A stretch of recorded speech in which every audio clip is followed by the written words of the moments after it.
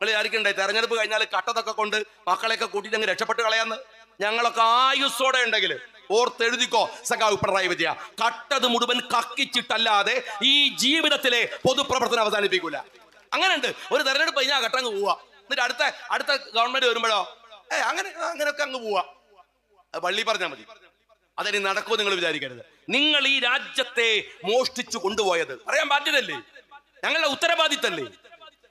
ഞാൻ എന്താ അപരാധ ചെയ്തത്? നിങ്ങൾ ആലോചിച്ച് നോക്ക്. നിങ്ങൾ എനിക്കെതിരെ കേസ് കൊടുക്കുമ്പോൾ ആലോചിക്കേണ്ട ഒരു കാര്യം, എനിക്ക് സത്യം പറഞ്ഞാല് സുപ്രീം കോടതിയിൽ നിന്ന് ആരെ വക്കീലെന്ന് നിങ്ങൾക്കറിയോ? അഡീഷണൽ സോളിസിറ്റർ ജനറൽ ആരെ? കെജ്രിവാളിനെ കുടുക്കിയ വക്കീല്, കെജ്രിവാളിനെതിരെ വാദിച്ച SB രാജു.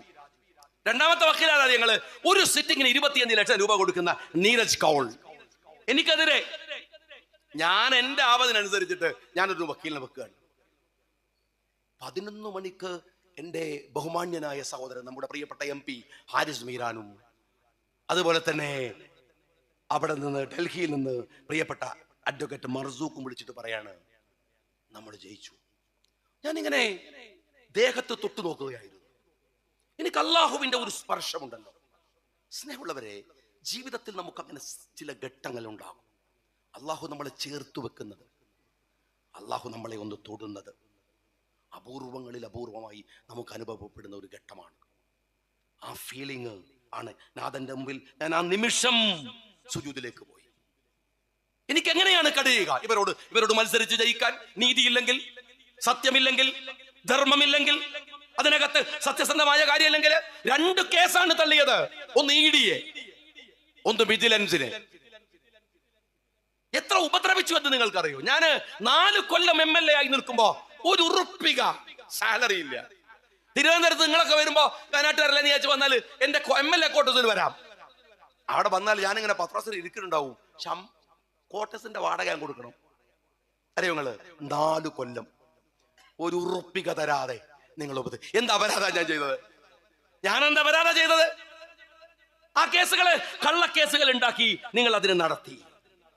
54 മൊഴികള്. കോടതിയുടെ വാക്കെന്തായോ? വക്കീലിനോട് ചോദിക്കുകയാണ്, SB രാജുവിനോട്, KM ഷാജിക്കെതിരെ ഒരു വിസ്പർ ഉണ്ടോ? ഇതാ ഡയലോഗ്. വിസ്പർ ഉണ്ടോ? ഒരു ചെറിയ തെളിവ്. കള്ളക്കേസല്ലേ നിങ്ങൾ നടത്തിയത്? ഞാൻ ചോദിക്കട്ടെ, എനിക്ക് അത്യാവശ്യമൊക്കെ സൗകര്യമുള്ളതോട് ഞാൻ വയനാട്ടിൽ നിന്നല്ലേ സംസാരിക്കണത്. അവിടെ ഞാൻ ആ കേസ് നടത്തി. പാർട്ടിയോട് ഞാൻ പൈസ ഒന്നും വാങ്ങിയില്ല, ഞാൻ ചോദിച്ചില്ല പാർട്ടിയോട്. എന്താ കാര്യം എന്നറിയോ? ഞാനിപ്പം വരുമ്പോ നമ്മളെ കുറെ സുഹൃത്തുക്കൾ, നാസറൊക്കെ ഉണ്ടായിരുന്നു അവിടെ, ഇസ്മായിലും എല്ലാവരും കൂടെ കൂടിയിട്ട് എന്നെ ഇങ്ങനെ കൂട്ടിക്കൊണ്ടുവന്ന് ഈ സ്റ്റേജിലിരുത്തി.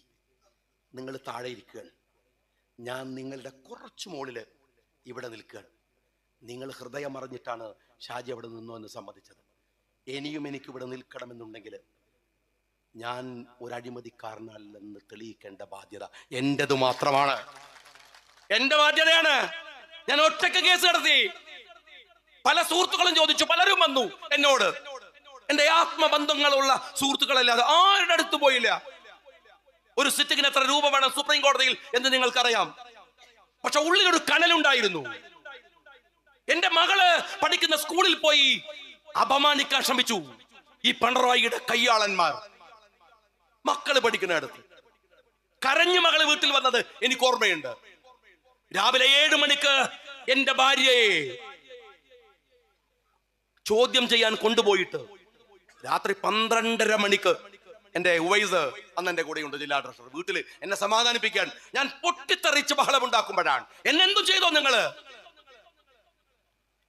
4 തവണയാണ് എന്റെ വീട് അളന്നത്. അടിച്ചു വരാൻ വരുന്ന മാതിരിയാ വന്നത് അളക്കാൻ. ആഴ്ചക്ക് 50 ലക്ഷം രൂപയോളം തെരഞ്ഞെടുപ്പിന്റെ പിറ്റേ ദിവസം എന്റെ വീട്ടിൽ നിന്ന് പിടിച്ചെടുത്തപ്പോ സഖാക്കൾ പറയാണ് ക്ലോസറ്റിൽ നിന്ന് പിടിച്ചെടുക്കൽ വേറെ സാധനമാണ്, തനിക്ക് സെൻസ് ഇല്ലാത്തതുകൊണ്ടാണ്. അത് തന്റെ സ്വഭാവത്തിന് ചേർന്ന കാര്യമാണ്. എടോ, പിടിച്ചു കൊണ്ടുപോയ അന്ന് ഒരു ധാരണയില്ലാതെ അള്ളാഹുവിൽ തവക്കുൽ ചെയ്ത് ഷാജി പറഞ്ഞു അത് കൊണ്ടയോ തന്നെ തിരിച്ചു കൊണ്ടുവരുമെന്ന്. കൊണ്ടുവന്നടോ, അതിപ്പോ എന്റെ കയ്യിലാ. അറിയോ നിനക്ക്? നിയമത്തിന്റെ എല്ലാ വഴിയിലും കത്തിയില്ല, കൊടുവാളില്ല, തോന്നിമാസം പറച്ചിലില്ല, ഒരു പേന കത്തി പോലും ഇല്ല, ബ്ലേഡ് ഇല്ല.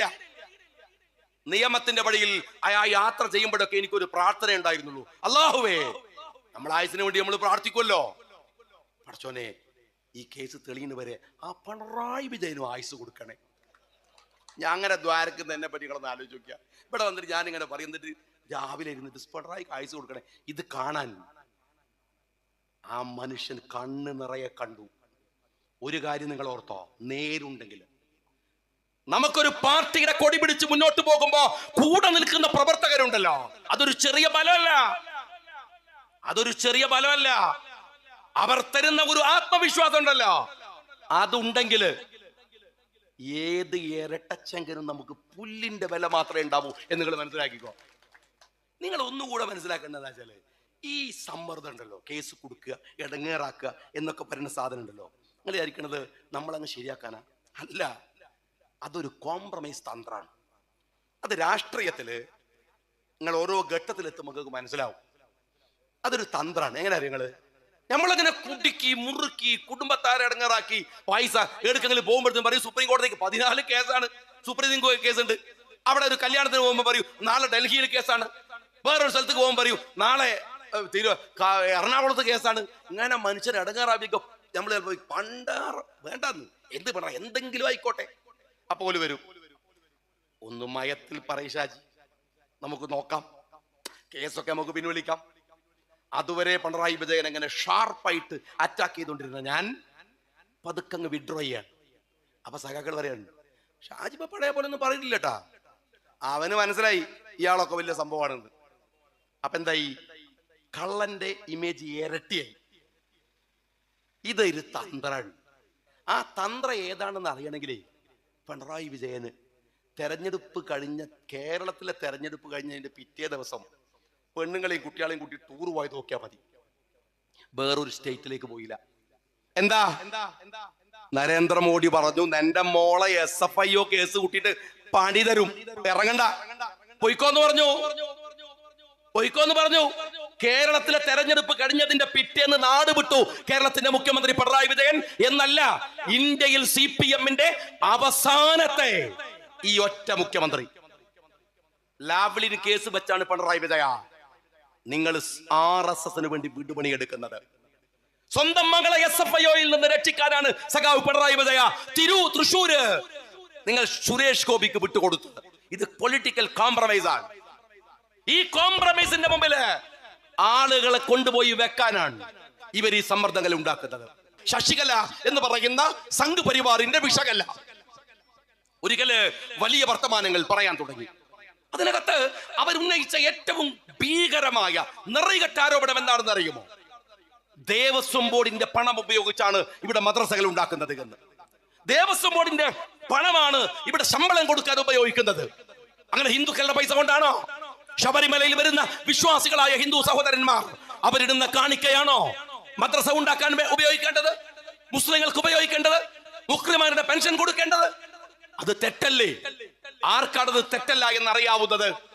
ഞാൻ ഒരിക്കൽ നിയമസഭയുടെ അകത്ത് ഈ പ്രശ്നം ഇങ്ങനെ നിരന്തരമായി സോഷ്യൽ മീഡിയയിലും മറ്റുമൊക്കെ കണ്ടുകൊണ്ടിരിക്കുന്ന ഒരു സമയത്ത് ഞാൻ ബഹുമാന്യനായ VD സതീശന്റെ അടുത്ത് വന്ന് ഒരിക്കൽ പറഞ്ഞു, പ്രിയപ്പെട്ട സതീശനോട് ഞാൻ പറഞ്ഞു, ഇങ്ങനെ ഒരു വല്ലാത്ത വാർത്ത അതിരൂക്ഷമാം വിധത്തില് കേരളത്തിന്റെ തെരുവുകളിൽ പ്രചരിപ്പിക്കുന്നുണ്ട്.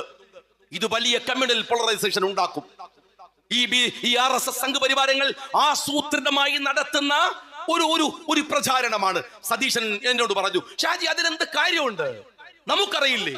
ഞാൻ പറഞ്ഞു, നിങ്ങൾക്കറിയാം, എനിക്കറിയാം, കുറച്ചു പേർക്കറിയാം, പക്ഷെ തെറ്റിദ്ധരിക്കുന്ന മനുഷ്യരുണ്ടാവില്ലേ? അദ്ദേഹം പറഞ്ഞു, ശരി, ഞാൻ ഏറ്റു. ഞങ്ങൾ അങ്ങനെയാണ്. അന്ന് നിയമസഭയിൽ സതീശന്റെ ഒരു പ്രസംഗമുണ്ട്. നിങ്ങൾ എപ്പോഴും നിയമസഭയുടെ രേഖകളിലെ ഏറ്റവും മികച്ച പ്രസംഗങ്ങൾ എടുത്താൽ സതീശന്റെ പ്രസംഗം ഉണ്ടാകും. അദ്ദേഹം അതിമനോഹരമായി ആ സഭയിൽ പറഞ്ഞു, ഒരു ലക്ഷമല്ല, 1 റുപ്യ വേണ്ട, ഒരണ അങ്ങനെ ഇപ്പോഴുണ്ടെങ്കിൽ 10 പൈസ ഈ ദേവസ്വത്തിന്റെ പണം ഏതെങ്കിലും ഒരു കമ്മ്യൂണിറ്റിക്ക്, ഹിന്ദു സമുദായത്തിന്റെ ക്ഷേത്ര നവോത്ഥാന സംരംഭങ്ങൾക്കല്ലാതെ, അതിന്റെ നടത്തിപ്പിനല്ലാതെ 1 റുപ്യ എവിടെയെങ്കിലും ചെലവഴിക്കുന്നു എന്ന് തെളിയിക്കാൻ നിങ്ങൾക്ക് സാധിക്കുമോ? എങ്കിൽ ഇതാ ഞാൻ ഈ നിയമസഭയുടെ അകത്ത് നിങ്ങളോട് പരസ്യമായി മാപ്പ് പറയാം എന്ന സതീശന്റെ പ്രോജ്വലമായ ഒരു പ്രസംഗമുണ്ട്. നന്ദിയോടെയല്ലാതെ മതേതര വിശ്വാസികൾക്ക് സതീശനെ ഓർമ്മിക്കുമ്പോൾ ഈ പ്രസംഗത്തെ ഉദ്ധരിക്കാതിരിക്കാൻ ആവില്ല.